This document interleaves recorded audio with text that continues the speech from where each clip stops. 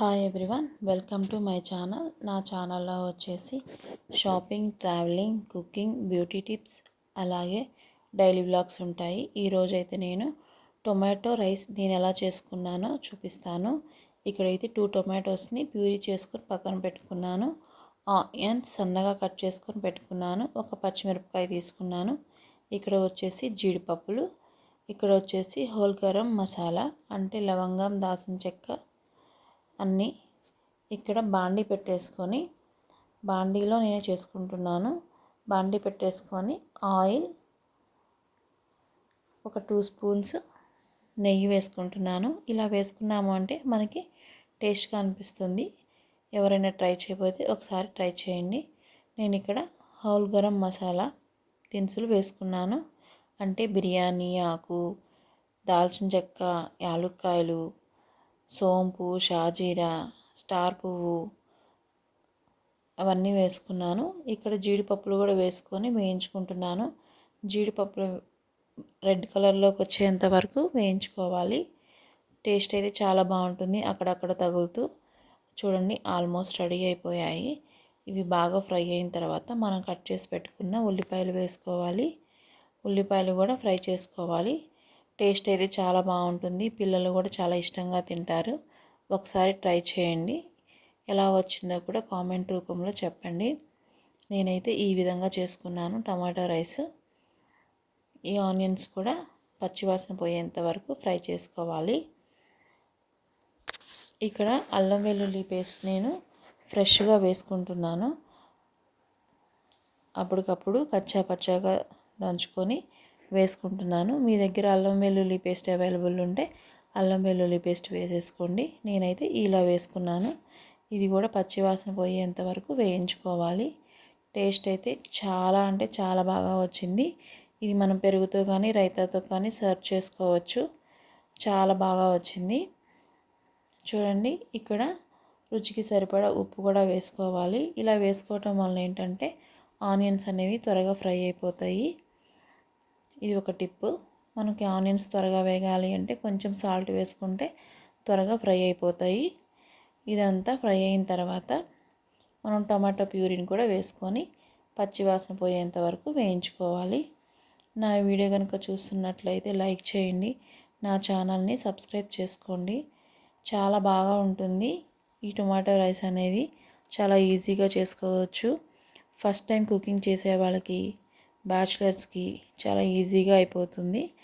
నేనైతే ఈ విధంగా చేసుకున్నాను టమాటో రైస్. ఈ ప్యూరీ కూడా మనము పచ్చివాసన పోయేంత వరకు ఫ్రై చేసుకోవాలి. ఒక 2-3 మినిట్స్ అలా వేయించేసుకొని మూత పెట్టి మగ్గించుకున్నాము అంటే త్వరగా ఆ టొమాటో ప్యూరీ అనేది ఫ్రై అయిపోతుంది. చూడండి, మూత పెట్టేసుకొని ఒక 5 మినిట్స్ మగ్గించుకోవాలి. ఆల్మోస్ట్ చూడండి ఫ్రై అయిపోయింది. వాటర్ అంతా పైకి వచ్చేసేసింది. ఒక 2 టైమ్స్ 3 టైమ్స్ కలిపేసుకొని ధనియాల పొడి, నేనైతే ధనియాల పొడి 2 స్పూన్స్ వేసుకున్నాను. ఒక స్పూన్ వచ్చేసి జీలకర్ర పొడి వేసుకున్నాను. చాలా బాగుంటుంది. చాలా టేస్ట్గా కూడా ఉంటుంది. చూడండి, ఇక్కడ జీలకర్ర పొడి వేసుకున్నాను. అది నేను వీడియో తీయడం మర్చిపోయాను. అది కూడా వేసుకున్నాను. ఒక స్పూన్ జీలకర్ర పొడి. ఇవి కూడా వేసుకొని బాగా కలయిదిప్పేసుకొని మనం రైస్ కడిగి ముందే పెట్టుకోవాలి. ఆ రైస్ని కూడా దీంట్లో వేసుకున్నాము అంటే ఆ ఫ్లేవర్ అనేది మనకి తినేటప్పుడు తెలుస్తుంది బాగా.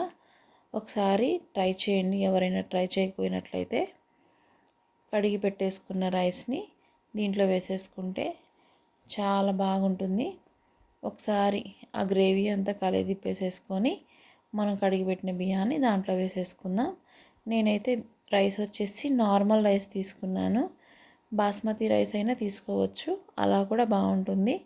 నేనైతే నార్మల్ రైస్కి 2 గ్లాసెస్ తీసుకున్నాను. ఒక గ్లాస్కి వచ్చేసి 2 గ్లాసెస్ వాటర్ తీసుకోవాలి నార్మల్ రైస్కి. అదే బాస్మతి రైస్ అనుకోండి 1 గ్లాస్కి గ్లాసున్నర వాటర్ సరిపోతుంది.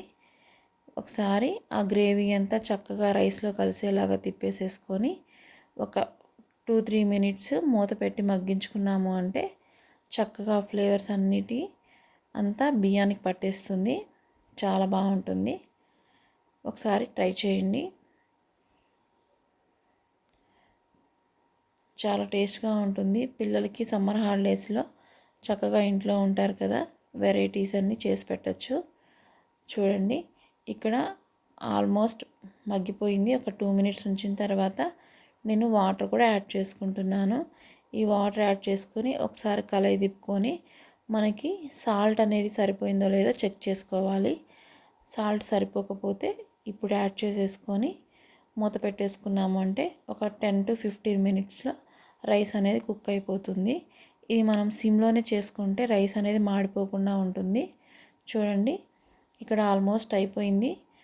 కొంచెం నాకు మెతుగ్గా అనిపించింది. మరలా ఒక 5 మినిట్స్ మూత పెట్టి మగ్గించుకున్నాను. రెడీ అయిపోయింది. చూడండి, టమాటో రైస్. ఇది పెరుగుతో కానీ రైతాతో కానీ సర్వ్ చేసుకున్నాము అంటే చాలా టేస్ట్గా ఉంటుంది. Thank you.